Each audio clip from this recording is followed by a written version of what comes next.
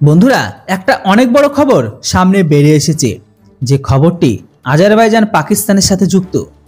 আসলে বন্ধুরা, আজারবাইজান পাকিস্তানের মাঝে অনেক বড় একটা ডিল হয়, যে ডিলের মূল্য প্রায় $1.6 বিলিয়ন।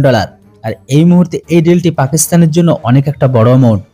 এই টাকা দিয়ে আজারবাইজান পাকিস্তান থেকে চীনের তৈরি আর পাকিস্তানের নামের JF-17কে কিনবে। এই ফাইটারটি নামে শুধু পাকিস্তানের, এই ফাইটারটি হচ্ছে পুরোপুরি চীনের, শুধু রং আর নামটাই পাকিস্তানের। চীন আসলে ফাইটারটির সমস্ত স্পেয়ার থেকে শুরু করে পার্টসকে পাঠিয়ে দেয়, আর পাকিস্তান শুধুমাত্র এটিকে জুড়ে আর রং করে নিজেদের নামে চালায়। আর এই ফাইটারটিকে এখন আজারবাইজান কিনছে।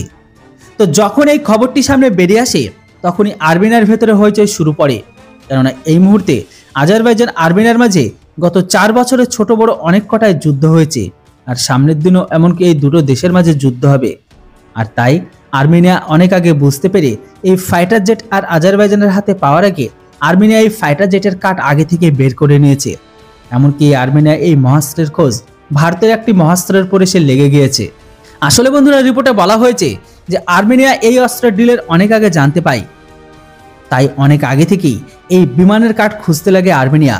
যেহেতু পাকিস্তানের একটি লড়াকু বিমানকে ব্যবহার করে, যেটা ভারতের খিলাফি তারা ব্যবহার করবে, ভারত তো অবশ্যই তাহলে এই ফাইটার জেটের কাঠকে কিছু না কিছু অবশ্যই বের করে রেখেছে। তখন তারা ভারতের কাছে আসে আর জানতে পারে যে ভারত অলরেডি এই ফাইটার জেটের জন্য একটা স্পেশাল মিসাইলকে বানিয়ে রেখেছে, যেটির নাম হচ্ছে অস্ত্র মিসাইল।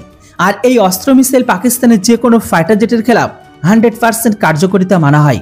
এই মিসাইল দিয়ে JF-17 বাঁচা প্রায় অসম্ভব।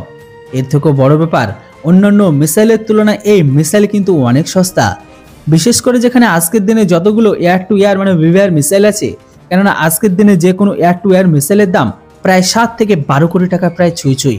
কিছু মিসাইল তো এর থেকেও বেশি এক্সপেন্সিভ। সেখানে এই অস্ত্র মিসাইল 1 থেকে 2 কোটির ক্যাটাগরিতে আসে, যেটি একটি এলিট টেকনোলজি। এর সাথে সাথে এর নিশানা একদম অসাধারণ।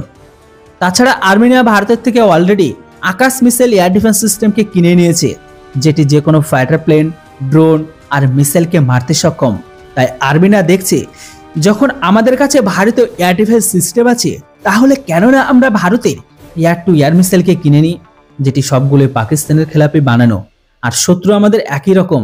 তাই আবার এটিকে ব্যবহার করতে আমাদের কোনো প্রবলেমই হবে না। তাই তো আর্মেনিয়া ভারতের 110 কিলোমিটার রেঞ্জের অস্ত্র মিসাইলকে কিনতে প্রস্তুত। খুব তাড়াতাড়ি এর অর্ডার তারা ভারতকে দেবে। তাই এই খবর যখন সামনে বেরিয়ে এসেছে, তখন আজারবাইজানের সাথে সাথে তুর্কি অনেক চিন্তায়। তাই এই মুহূর্তে ভারত দুটো এলিট টেকনোলজি আর্মেনিয়ার হাতে আসাতে দুটো দেশই কিন্তু এখন চিন্তায় আর বিপদে থাকবে। বন্ধুরা, এবার আপনারা বলুন, ভারতের কি তাড়াতাড়ি উচিত নয় ভারতের নিজের দেশের স্বদেশী তেজস ফাইটার প্লেনের সাথে সাথে সমস্ত রকম অস্ত্র দিয়ে আর্মেনিয়াকে সহায়তা দেওয়া? অবশ্যই আপনাদের মতামত কমেন্ট বক্সে লিখে জানান।